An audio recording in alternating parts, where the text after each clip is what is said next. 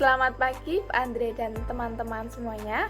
Kami dari kelompok 2 akan mempresentasikan hasil diskusi kami mengenai teori Barbara Coloroso.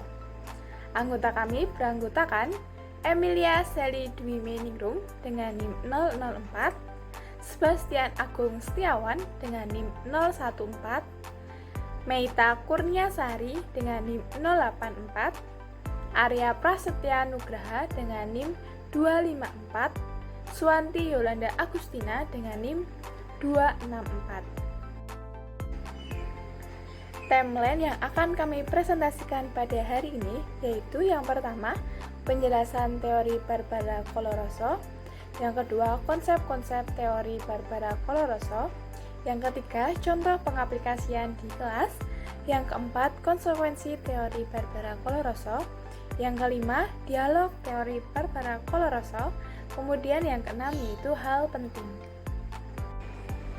Pembahasan yang pertama yaitu tentang penjelasan teori Barbara Coloroso. Barbara Coloroso menerapkan teori inner disiplin.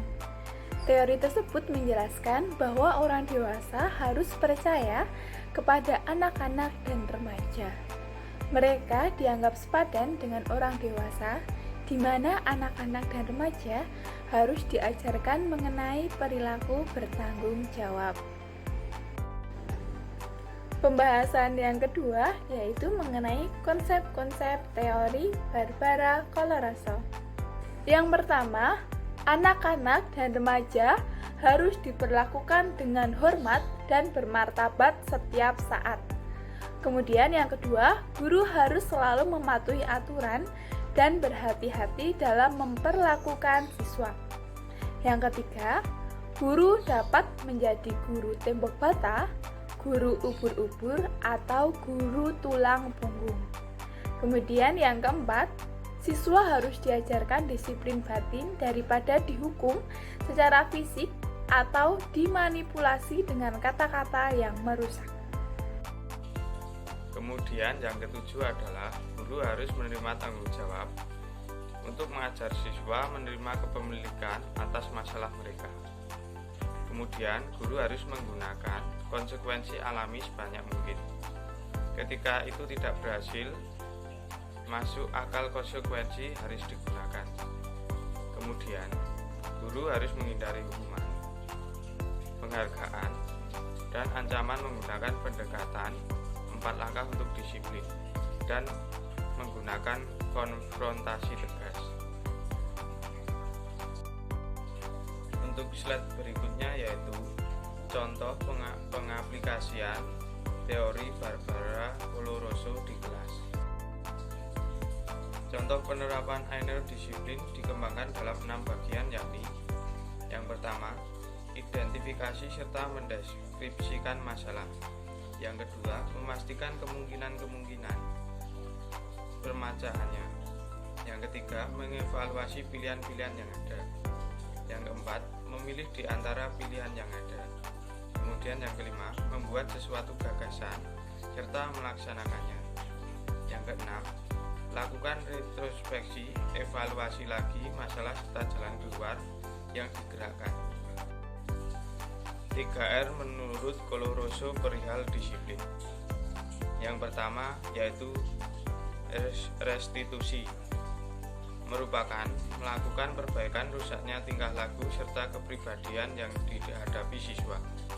Yang kedua, resolusi, yaitu memastikan cara untuk tidak membiarkan tingkah laku itu berlangsung lagi, atau dengan kata lain siswa bisa terima apa yang sudah dikerjakannya serta mengawali perihal baru.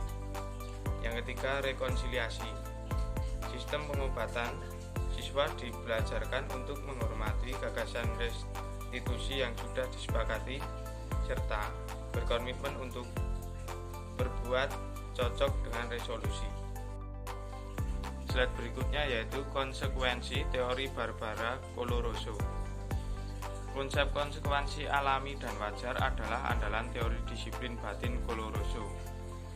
Konsekuensi alami melibatkan dunia nyata, konsekuensi atau intervensi, dan berurusan dengan realitas. situasi daripada kekuatan dan kontrol orang dewasa.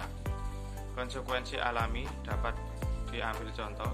Yang pertama, jika Francine, seorang anak menggunakan sepatunya tidak benar, konsekuensi alaminya adalah kakinya akan sakit.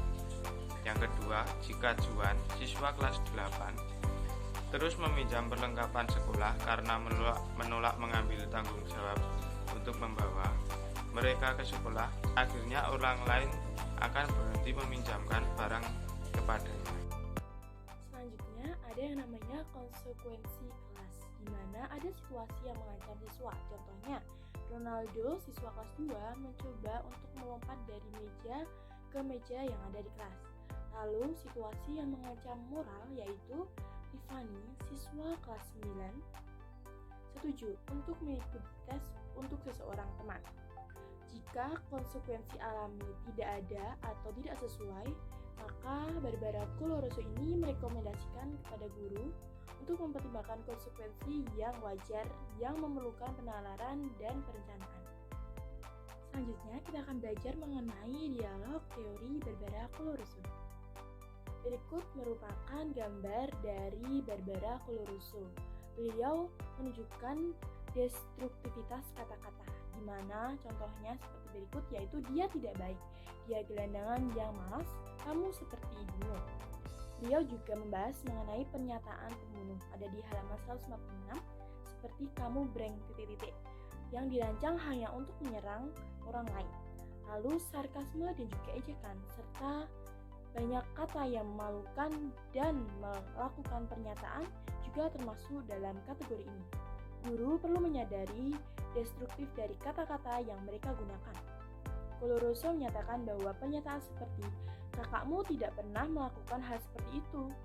Saya pikir Anda melakukan sesuatu yang bodoh seperti itu.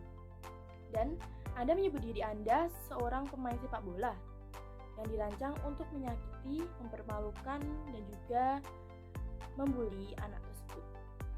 Selanjutnya, saya akan menyampaikan mengenai contoh dialog dari teori Barbara Coloroso ini. Jadi yang pertama, ada seorang siswa bernama Gwendolyn, yaitu siswa kelas 5 yang mendapat nilai A pada saat ujian IPS. Lalu sebaiknya kita memberikan pujian, Gwendolyn, kamu gadis yang cerdas, membuat nilai A dalam ujian ini bukan? Apresiasi yang patut kita berikan yaitu, Gwendolyn, terima kasih atas kerja bagusmu dalam ujian IPS. Lalu selanjutnya ada siswa bernama Troy, yaitu anak kelas 1 yang berjalan sepanjang hari tanpa mengganggu orang lain. Pujian yang patut kita berikan yaitu, Troy anak baik karena tidak mengganggu orang lain hari ini. Kamu orang baik sama seperti saudaramu terakhir tahun. Selanjutnya, apresiasi yang patut kita berikan yaitu, terima kasih Troy karena kamu tidak mengganggu orang lain hari ini. Baik, contoh selanjutnya yaitu ada Michael kelas 9 memiliki kinerja yang baik di turnamen debat. Nah, pujian yang kita berikan yaitu, Mike, kerja bagus, Anda benar-benar menunjukkannya kepada mereka. Saya selalu tahu Anda adalah siswa kelas A. Kemudian, apresiasi yang kita berikan yaitu, Mike, para pendebat lainnya dan saya menghargai usaha Anda hari ini. Persiapan yang baik dan pertunjukan. Baik, selanjutnya kita akan membahas mengenai poin hal-hal penting. Baik, di hal penting ini terdapat beberapa poin. Di antaranya adalah yang pertama, disiplin adalah saat siswa memiliki masalah, mereka mampu mengambil tanggung jawab penuh atas masalah yang ditimbulkan oleh perilaku mereka sendiri. Kemudian poin yang kedua yaitu, Coloroso percaya bahwa guru tidak boleh bergantung pada penghargaan untuk mempromosikan hal positif perilaku. Hukuman membawa rasa sakit dan ketakutan, tetapi penghargaan juga mengirimkan pesan yang salah. Kebaikan dan perilaku positif dapat dibeli dan ditukar. Kemudian, Coloroso juga percaya bahwa teknik memodifikasi perilaku membuat siswa tetap bergantung dan takut bergantung pada orang dewasa untuk imbalan atas perilaku positif dan takut akan hukuman atas perilaku negatif. Siswa yang disuap dan diberi hadiah terus-menerus akan sering mulai mengajukan pertanyaan seperti, apa untungnya bagi saya? Apa hasilnya? Apakah itu berarti untuk sesuatu? Dan apakah saya melakukannya dengan benar? Menurut Coloroso, tahun 1994, ancaman pada dasarnya bersifat menghukum, berorientasi dewasa, berdasarkan penilaian subjektif dan melaksanakan kekuasaan dari luar alih-alih mengakui kekuasaan dari dalam siswa, membangkitkan kemarahan dan kebencian, dan mengundang lebih banyak konflik. Ancaman merampas siswa dari rasa martabat dan harga diri mereka. Berikutnya, menghadapi ancaman, dominasi, manipulasi, dan kontrol seseorang yang lebih besar dari dirinya. Siswa akan mengalami salah satu dari 3 hal.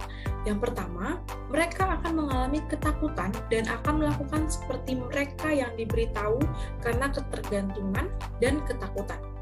Kedua, mereka akan melawan dan menyerang guru atau mengambil kemarahan pada orang lain.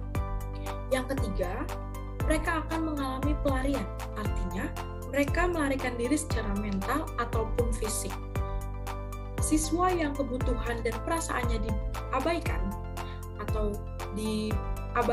dihukum, atau dinegasikan, mulai percaya bahwa mereka sedikit atau tidak berharga. Berikutnya, Pak Restino mengancam akan menelepon ayah saya.